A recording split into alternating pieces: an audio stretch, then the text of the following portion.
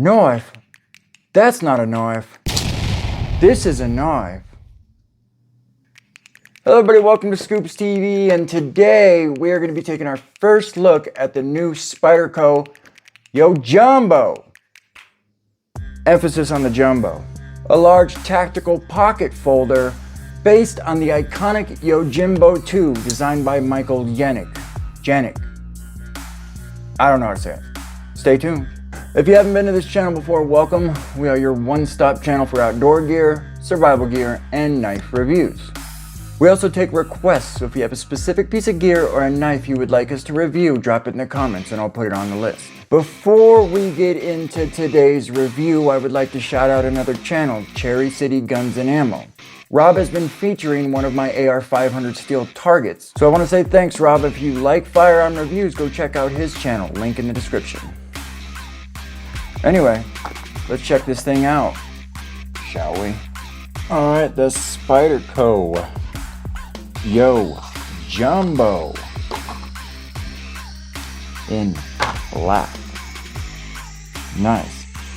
We have 5.37-inch black G10 scales with a heavy brick pattern grip texture for a pretty true non-slip grip. This is about as aggressive as you can get without the grip texture biting in your hand and it being uncomfortable. If you don't know, G10 is a high-strength, high-pressure fiberglass soaked in epoxy resin and heat-treated. So it's not your average plastic. It's a formidable knife handle material. Starting at the back here, we have two black construction pillar back spacers. Moving forward, we have your three small holes to switch your carry clip if you're a lefty. This knife, like most Spydercos, has 4-position carry, meaning you can switch your clip to right-handed or left-handed, tip up or tip down carry. On the other side here, we have the black Spyderco carry clip. It's the same carry clip on the PM3, and I don't normally like it. It's got this square seat right in the middle here. On the smaller knives, that like the PM3 or the PM2, that can cause an uncomfortable hot spot depending on the size of your hands.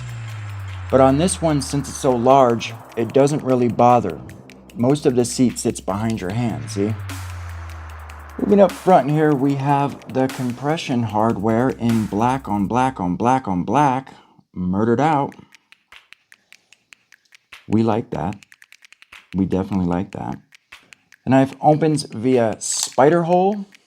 Now, if you're a fidgeter, the blade is heavy, so for the first couple days, your thumb will be sore, but you do get used to it.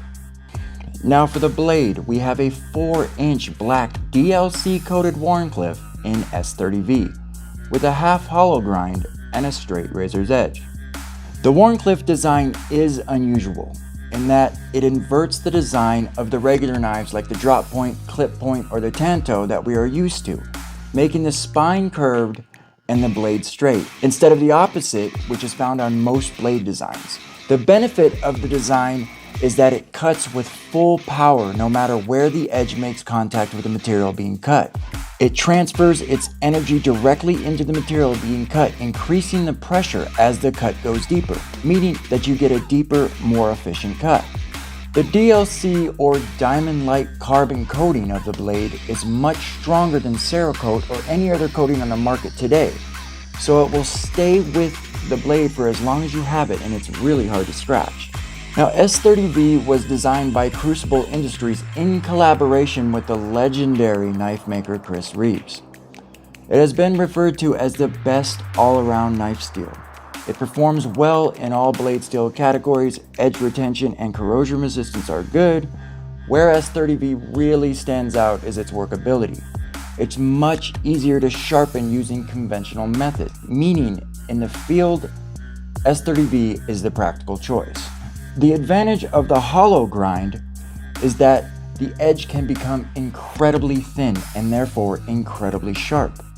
This is why you find most straight razors and a lot of kitchen knives have a hollow grind.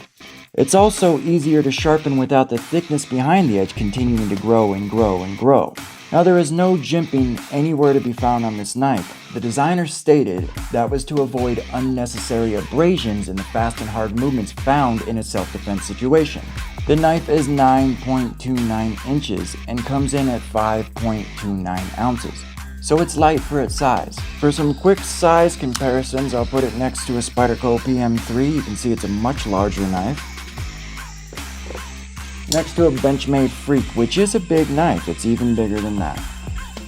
Much more surface area on the blade, still a little bit thinner. The Yojumbo is a scaled up version of the iconic Yojimbo 2, designed by Michael Janik, which was optimized for self-defense performance. The saber handle is designed for an easy maneuverability and transitions between grips. The ergonomics are good if you have large hands. It might feel a little bulky for those with smaller hands. There is a comfortable spot with every finger and no hot spots to speak of.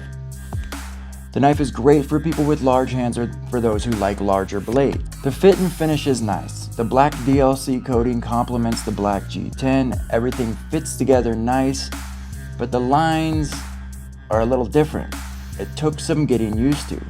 The blade design is inverted from what we are used to, so it takes a little time, but once you get used to it and hold it in your hand, you know the design has never got the credit it deserves. Janik first used this format in the Yojimbo 1, and after some lessons learned, he refined the design into the Yojimbo 2, and then scaled it up for the Yojumbo. This knife is a refined fighter, pure and simple. There are times when carrying a firearm is illegal or impractical, and carrying a knife is just fine. The knife you want for that situation is the Spyderco Yojumbo. Alright everybody, that's the Spyderco Yojumbo. Hope you liked the video. Remember to like and subscribe, and I'll see you next week.